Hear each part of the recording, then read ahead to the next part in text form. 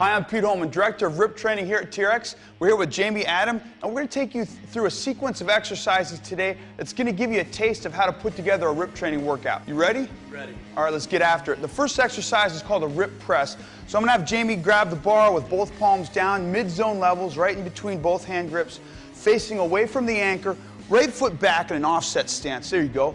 All we're doing is pressing off the chest. Good. I'm going to have you do 3 reps and then hold that 3rd rep.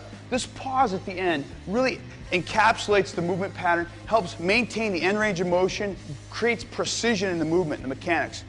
Now, a couple things I want you to stay focused on. Alignment of the ears, the shoulders, and the hips. Neutral spine. Make sure you've got those abs engaged, low back engaged. The second thing I want you to focus on, Jamie, is nice equal weight distribution from the rear to the front foot. Okay, give me 3 more. Good, that's your RIP press. Next exercise is called a RIP Pitchfork. So, different hand position. He's going to slide that base hand down towards the end of the bar. He's going to slide his power hand towards the center of the bar. I want you to face 180 degrees towards the anchor. There you go. Feet in a symmetrical stance, about 1.5 shoulders width apart.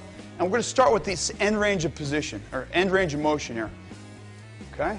Good. The bar is here. Notice all this transverse plane stress through his shoulders and his hips, his abs, his low back. This is a posterior kinetic chain, but also focusing on the transverse plane of motion. From here, Jamie, I want you to drop your hips down and back, simultaneously reach your power hand towards the anchor, squeeze the glutes, extend the hips, and drive up over your right shoulder. There you go. Give me 3 reps and hold. Good. Excellent exercise to, again, establish proximal stability through the abs and the low back. And we're going to work on distal mobility in this drill. Hips, knees, and ankles, getting flexibility out of those. Triple extension on the way up, triple flexion on the way down. Good. Last set. Make sure your knees are stacking up over the feet. Excellent. Good. Last drill in this sequence is called a RIP strike. So, Jamie, we're going to have a similar hand position as that pitchfork. So slide that base hand down. Good. Power hand, though, this time is going to be palm up. We're going to supinate that power hand. Okay, give me a little more aggressive grip. Yeah. Side facing the anchor. Okay, feet in a symmetrical stance, about 1.5 shoulders width wide, head and chest tall.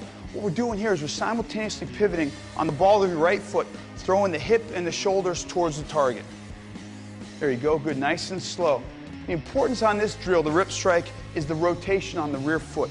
We're trying to unload the knee, take some stress off the knee, but also trying to generate power from the ground up through that kinetic chain, coming up through the knee, the hip, driving the hip forward, and the shoulder forward. There you go. And I can give him a little target here. There you go. Making sure that plane of motion, that trajectory is accurate on every single repetition. There you go. There's 3 great exercises that create a sequence of movements that give you a RIP training workout. Hey, stay tuned for future blogs in which we're going to break down each one of these exercises and share with you some of the principles that make RIP training such a unique and powerful training modality.